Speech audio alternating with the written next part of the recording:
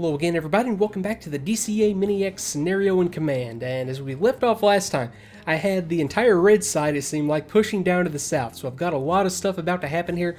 I've got my 3 Combat Air Patrol flights airborne. I've got a 4 ship of F-15s in the center. I've got 2 ships of F-16 on the east and west. And they're about to start to get engaged. Now let me have a quick look at the air picture from the red side as it stands right now. So I've got 1, 2, 3, 4, 5, 6, 7, 8, 9, 10, 11 aircraft. It looks like they're pushing to the south right now, up against 4, 6, 8 aircraft on my side. So as these guys start to push to the south, what I think they're trying to do here is just to come down, make one good push to overwhelm my air defenses, my cap, and at that point it's going to free the way to allow the ground strike to come around and engage ground targets. And I just noticed a couple minutes ago during the break that the additional aircraft had gotten airborne from Oslo up here to the north. So that's the plan from the red side. Now on my side, I've got this set up. I'm not going to touch a thing, and it's all going to come down to how effective these AIM-120s are going to be once they get into the long range, beyond visual range fight here in just a second. Now I do have a reserve down at Carup Air Base. If I go to the air ops screen, I still have a total of 10 aircraft on the ground just sitting alert, ready to get airborne at Carup. So I still have 6 F-16s and 4 F-15s, and they're going to start to get airborne as the aircraft that are airborne right now are either attrited, a nice way of saying shot down, they run out of weapons, or they run out of fuel, whichever occurs first, and then the gaps will be filled in by those aircraft as needed. And I'm not going to touch that, I'm just going to let it play its course and see what happens. So let's see specifically what we have here. Sukhoi 27, unidentified bogey, Sukhoi 27. Okay, so this initial push looks like it's all Sukhoi 27 flanker Bravos. And I'll go to the database real quick, and these are very capable fighters, kind of a pure competitor, really, to the F-15. Slot back radar, IRST system, imaging, infrared search and track, so they don't have to have the radar active. They can all the way out to, in this case, 54 miles, with that being modified, of course, based on the capabilities of the aircraft they're trying to detect. They don't have to use the radar. They can use the infrared system to find, detect, track, and engage enemies. They have radar warning receivers, defensive ECM, laser rangefinder even, for the weapons deployment, internal gun, and for the aircraft stores. Now, I think I misspoke earlier in the first video when I was describing the Alamo and the Archer. I got these two mixed up. The AA-11 Archer, in this case, R-73, is the short-range IR guided missile, max range 10 miles, as you can see right here. The Alamo, the AA-10 Alamo, the Alpha and the Charlie are semi-active radar homing variants. There is an Alamo Bravo that's an IR guided longer range missile, but yeah, we're up against, I believe, the Alamo Charlie, in this case, 70 nautical miles. That's a long-range missile, and in theory at least, it's a longer range missile than I have on my F-15s. My F-15s have the AIM-120 Charlie, which has a max range, and I'll go to the database real quick. Actually, I could have done it from right there. Max range of 60 nautical miles under the ideal conditions. So in theory, I'm outranged, and especially so since I have my flights set to launch these at a shorter range. I set these to launch at, I believe it was 40 nautical miles as opposed to the max range, just to give them a little bit better probability of hit. So the chances are, and you can see the range ring on this Sukhoi 27 is all the way out to beyond where my F-15s are, so they can go ahead and start firing missiles, and I suspect that is going to happen once we get this started, is that we're going to have missiles coming at us first, but I hope what happens there is that we're able to evade them easily and then fire our own and take care of the situation. So tell you what, let me go ahead and kick it off in real time. We'll have a good look at what's happening here. Now, yeah, just like I had pointed out, this group, it looked like it was going to start coming up. Oh, I see what happened there. There was a red, kind of like an ambiguity zone, I think is the technical term. I was reading the manual again, and you had, before you had, yeah, like in this case, you have the red ring around a contact, and that just means that you're not really sure where the contact is, and that was the case up here. And that little zone of uncertainty extended into the prosecution zone, and it had these guys coming up to the north to engage, but then they broke off once the position was tightened up a little bit. But these are most definitely getting into the zone that we're going to start getting some engagements going at. Okay, so these are definitely within the engagement zone for the center group, and I should have these F-15s starting to turn to the north here momentarily to engage them. And yeah, good as my word. There they go, turning north. And it's going to be a little bit before we can get a shot off on these guys. So let's see, the 40 miles, which I think is what I set it to. That'd be right about there where my cursor is. Actually, let me do this a better way. So 40 miles is right about there in relation to this group of F-15s. So they're going to push on up here and engage. I've got 4 total coming up to the north and see what they can make happen now.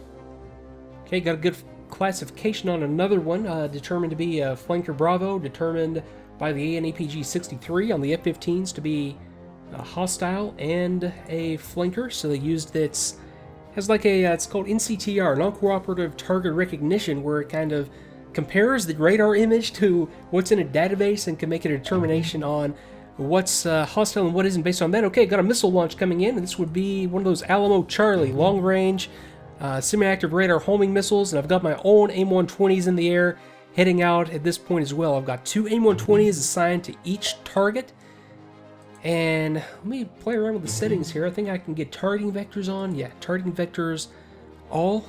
So, okay, so we're engaging these 2 right now.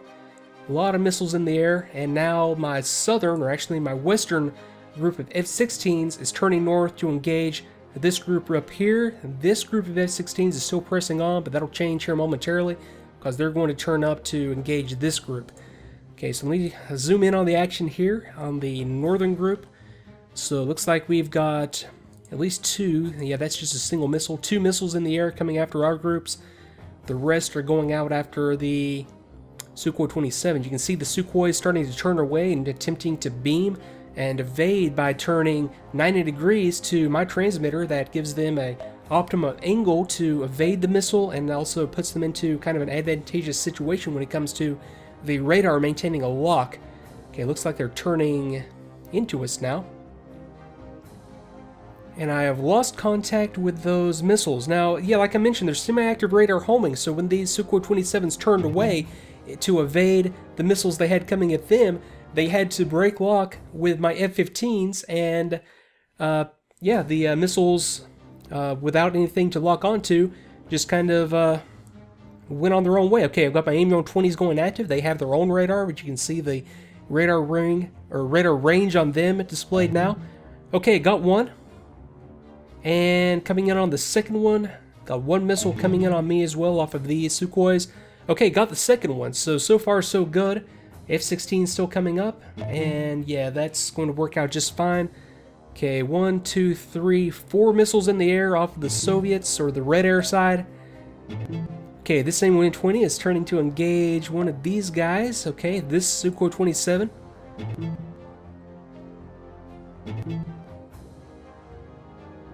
And let's see, we're about to have a resolution on this missile shot against an F-15.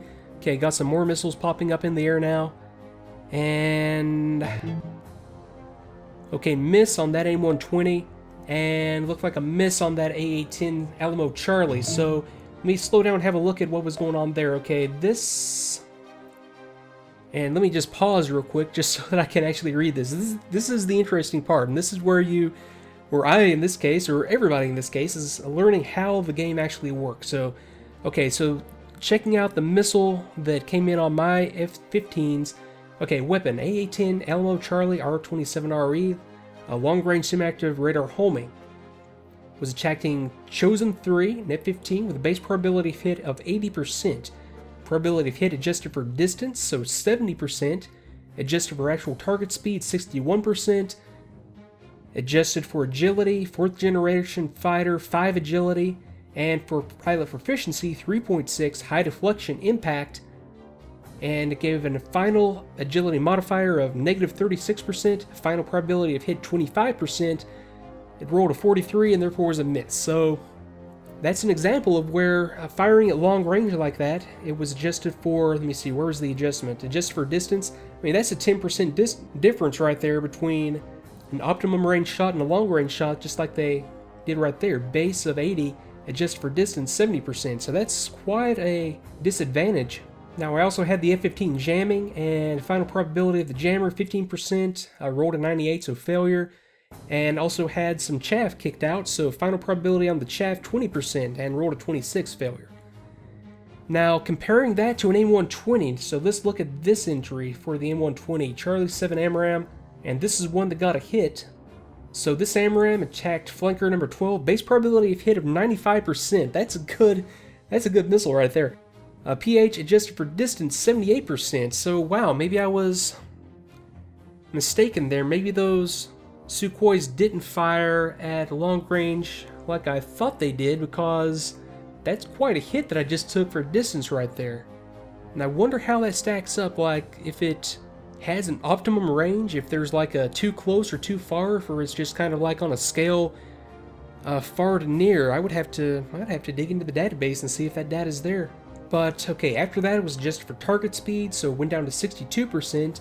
I have Gen 4, 5 agility, so adjusted for proficiency, and it's set to cadet. Just like it said during the scenario notes, the proficiency on the red side was adjusted somewhat to increase the probability of hit to a more realistic level, according to Tomcat's numbers for this scenario, and that's how it was done. The proficiency was cadet 2.25, adjusted for a forward oblique impact 1.6, so a final modifier minus 16%, final probability of hit 46%, resulted in a hit. Boy, that's not as good performance as I was expecting out of an AIM-120, to be honest, although there's so much stuff that's taken into account. Like I said, they were beaming those missiles, flying so that they were set up in the optimum configuration and optimum angle to be able to evade and to spoof the missile.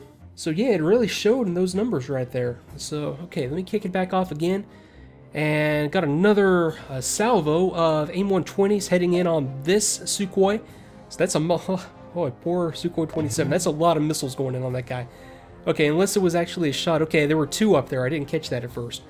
But I'm about to have the resolution on another couple of more missiles coming in. So 134 coming against an F-15.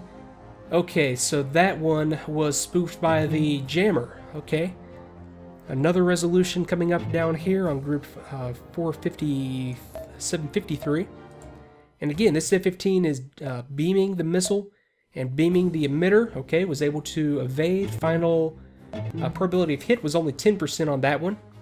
So let me pause right there. What was the difference between that one with a final probability of hit of 10% and the one that had the final probability of hit of like 25% that we were just looking at? So here was the one down here that we were just looking at. Final pH, 25% miss.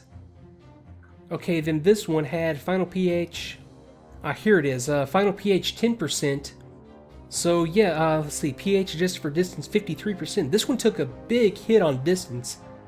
So yeah, that was the difference there, just the 53% hit for distance versus the 70% hit for distance, or not, or hit can be a confusing term to use there, or adjustment for distance as opposed to the two shots. So okay, got that. Let me kick it back off again. Got another volley of AIM-120s, and for some reason my clicker is not clicking. Okay, there we go. Got another volley of AIM-120s going against this group coming in from the north, and finally got these groups. These F-16s are starting to engage the Sukhoi 27, so we'll see how the AIM-120 Bravos fare against the Sukhois. Okay, so still got this missile coming down, and that's got to be another Alamo Charlie. And you can see the chosen flight right here is turning and evading. Okay, got these guys about to get an impact up here. Okay, got this one over here active actually first on this Sukhoi 27. Okay, so we got a miss on that one, and looks like we're about to, yeah, these guys are done. They've got like, yeah, they've got like 4 AIM-120s going in after them. Okay, this missile's about to reach a resolution right here. Okay, 2 kills up there. And come on, give me a lucky roll on this one. And okay, got lucky again. That was Chaff that spoofed that one. Okay, so good, a good job by the defensive countermeasures. Now let me focus on this one real quick. Got some AIM-120s going against these guys. The 120s are active, and I hope if I can get these guys to go down before these missiles come to me, they're not going to have any kind of a radar illuminating, and they'll lose luck. But okay, bad luck on this one. And okay, good kill on that one. Still got 2 missiles in the air, however. Let me pause real quick and have a look at that AIM-120 Bravo shot that got the hit. Now, base probability of hit 90%, so 90% versus the 95% base for the C model. Adjust for distance, 75%. Target speed, okay, 245 knots. So this one actually got adjustment in the positive for target speed. Now we were, in a lot of the other cases, talking like 600-700 knots plus for target speed. This was 245 knots, and it ended up a final of 87% after that adjustment. Now, Gen 4, 5 agility, and forward oblique impact, 1.6, final agility modifier, minus 16% for final probability of hit of 71%. And that was all about the target speed right there. And, of course, whenever it's 71%, you automatically roll like a really, really low number and got the hit. So, let me see, that Sukhoi had a 10% chance of jamming, had a 15% chance of spoofing it with chaff. And it looks like one of those M120s actually was spoofed by chaff.